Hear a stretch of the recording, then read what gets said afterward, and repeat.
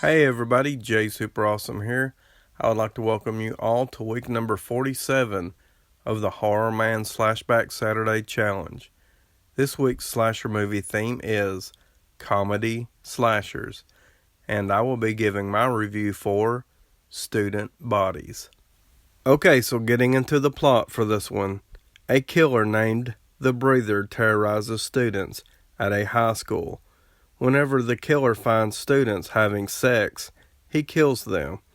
He has some intense issues with which to deal.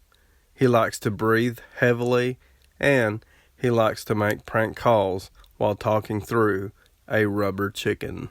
Okay, so getting into my thoughts for this one. With this week's SlashBack Challenge theme of comedy slashers, I chose to review Student Bodies because it's a slasher movie parody, so basically it's making fun of slasher movies, and it's also a movie that I have never seen before, so that is the perfect reason for me to do Student Bodies for this week's challenge. So the movie opens up on Halloween. No, wait a minute. It's Friday the 13th. No, that's not right either. It's actually Jamie Lee Curtis's birthday. Well, it actually could be any of these days. It doesn't really specifically say, so. We are presented with an outside shot of the house, and it's very reminiscent of the Myers house from the original Halloween, so I thought that was pretty cool.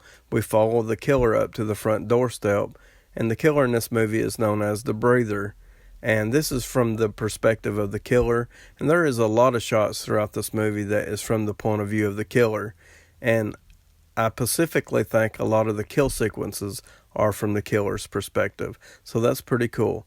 The phone rings from inside the house. The babysitter answers it to some heavy breathing. And this will be an ongoing joke that will last throughout the entire film. Each time a phone rings or anytime someone decides to pick up a phone, it automatically has the breather on the other end. So I thought that was pretty funny. She will eventually go upstairs, and we have learned that she has left the door unlocked. We know this because we get a very up-close shot of the door lock, and we also get text stating that the door has been left unlocked. So I thought that was pretty funny. There's a few other scenes within the movie that has some text that will pop up on the screen. So sort of another ongoing joke, sort of. She does go upstairs, and the killer easily enters the house. He goes over to a roll-up cabinet where he begins to pick out his first murder weapon. And I thought this scene was pretty funny. It pans in and it shows you all the potential murder weapons. A lot of good choices in there. And ultimately, he ends up picking a paperclip. And the funny thing about this is, as it panned across each and every potential murder item, I didn't even see the paperclip. So I thought that was pretty funny.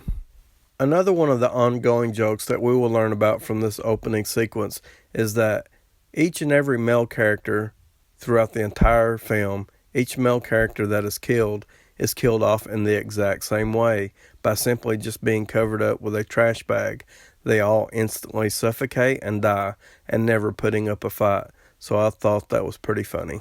Overall, I thought this was a fun and entertaining horror comedy. It's a lot like something like The Naked Gun or even Airplane, where it's making fun of something else. Just so happens this one specifically makes fun of slasher movies. Okay, so now I'm going to talk about the cast of characters we have in Student Bodies. So we basically have the students and we have the school's faculty. And that also includes the really tall, really thin, and overall oddly shaped and extremely weird acting custodian. We also have our final girl type character, who of course is a virgin. And she is also a person that always seems to find herself at the wrong place at the wrong time, and because of this, she is the number one suspect to all the murders. One thing that I find to be really interesting about this is that there is no police investigation. Instead, we have the school's faculty. They are the ones that's trying to solve the mystery behind the murders. We first meet the school's principal, and he quickly explains this by following the 3 P's. No police, no publicity, and no pasta. One of the other teachers that kind of stands out to be a really odd character is a woodshop teacher who is obsessed with horse head bookends. So that's really strange, but seems to fit in perfectly with this wacky movie.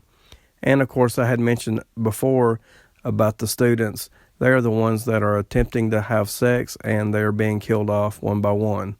Overall, I thought the characters were really played over the top in this movie, but a lot of fun, and I thought the acting was pretty good as well. Okay, so now I'm going to talk about the most important part of a slasher movie, that is the killer and the kills. So the killer in this movie is known as the breather. It seems to be a person that has some sexual frustration, or maybe you can even consider it to be some sexual regression, whatever you want to call it. The killer is definitely aggressive towards people who are attempting to have sex, so the killer definitely does have some issues with their own personal sex life, and they are taking it out on their student victims. As far as the kills go within this movie, Student Bodies has a pretty high body count. There's not really any blood or gore to speak of, and I did already mention that all the male victims died the exact same way by simply being covered up with a trash bag. The female victims, on the other hand, were being killed off in a lot more creative ways and are being killed with items that you normally wouldn't associate as a murder weapon, such as a paperclip, a chalkboard eraser, a wooden horse head bookend, and then finally someone was killed with a eggplant. So a very wide assortment of murder weapons, some very wacky kills. Overall, I thought this was a pretty fun and entertaining slasher comedy. I can really only recommend it if you are a fan of horror comedy, or if you just want to see a movie that makes fun of slasher movies. For me, this is not going to be a go-to slasher movie for me, even though I wouldn't mind watching it again pretty soon, because a lot of times with parody movies, I often miss things on the first watch, so I think it would be interesting to watch it again pretty soon to see if there were things I missed the first time around. I'm going to give Student Bodies a 6.5 out of 10. Please like, subscribe, comment below. Let me know if you have seen Student Bodies, or just let me know what you think about my review. And I would like to thank you all for watching.